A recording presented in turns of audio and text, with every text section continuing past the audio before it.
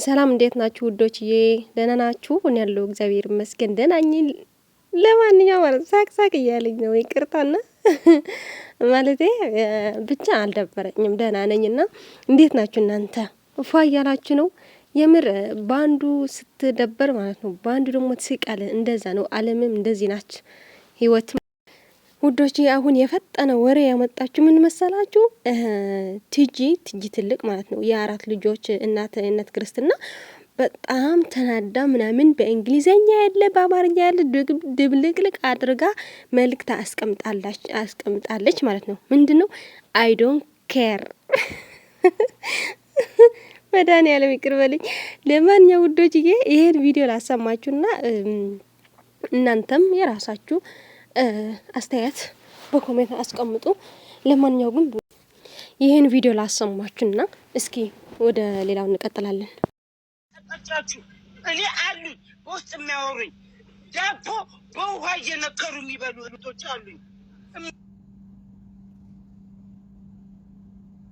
ምንድን ነው የሆነችው? እኔ አውቃታለሁ ልጅቷን ማለት ነው። ጌታን 2 አመት 3 አመት እያዩት ነው ጭፈራ ስትጨፍር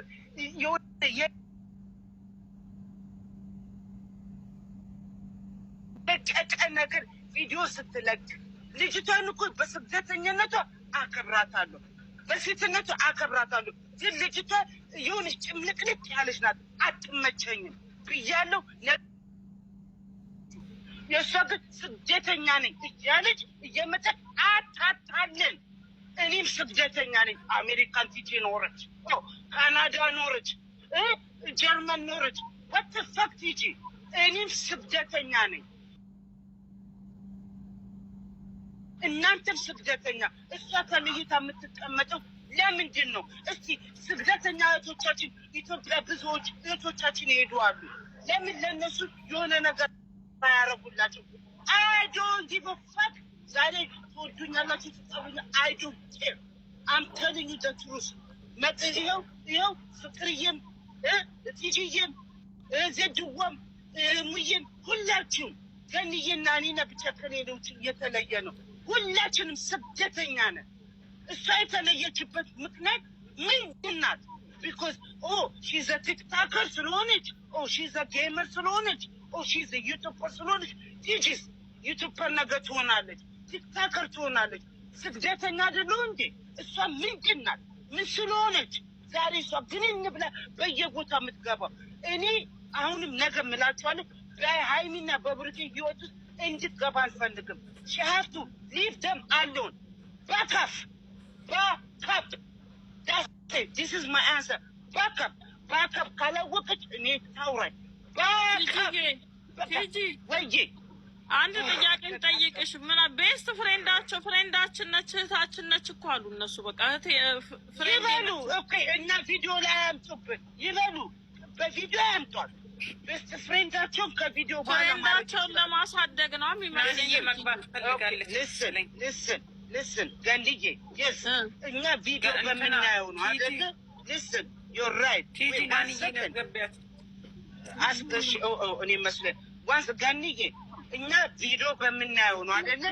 ቪዲዮ በኋላ ጓደኛ ሞን እና ውዶቼ ይሄን ይመስላል የቲጂ መልእክት።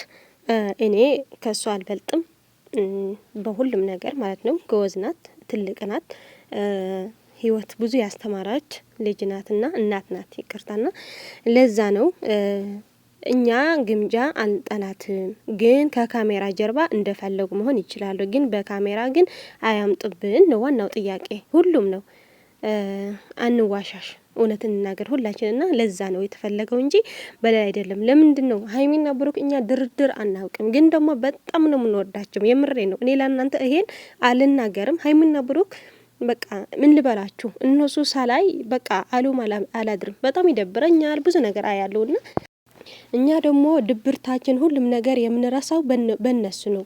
ስለዚህ እኛ የምንፈልገው ለመዝናናት ነው። በቃ ማንም ሰው የፈለገው ነው ማድረግ ይችላል። እኛ ደግሞ የምንለው በቃ ብቻቸው መጥተው እንዲያዝናኑን ነው። ከካሜራ ጀርባ እንደፈለጉ ይሁኑ። እንደውም በጣም እየበረታታን ነው። ግምጃዬ ስንት ሺ ገብታለች አሁን አይደል? የኛ ስራ ይሄ ነው። የተጠበቀው ይሄ ነው። 1 ቀን 2 ቀን 3 ቀን ችግር የለም። ከዛ በኋላ ግን ምንድነው እሷ ራሳ እኮ እየተሳቀቀች ነው ያለች። በቪዲዮ ስትመጣ በጣም እየተሳቀቀች ነው። የምሬን ነው። ከመሳቀቅ ከካሜራ ጀርባ ይቻላል። ለማንኛው ግን ጨረቃ ፋሚሊ የፈለገው ያለው ይሄ ነውና እናንተስ ምን ይመስላችኋል? የእውነቴ ነው። ሰው አንጠላም። ሰው መጥላትም ተገቢ አይደለም። እንኳን ይሄ እህታችን ማንም ሰው ከኛ ሀገር ወጥቶ የሌላ ሀገር ቢሆን እንኳን ሰው አይጠላም። ግን ደግሞ አለ አይደል በቃ የውስጣችን ደስታ የለም። አሁን እስኪ ለምንድነው 3 ቀን ይሄ ቀን ያልተደሰት ነው? ለምንድነው? እኔ አልዋሽም።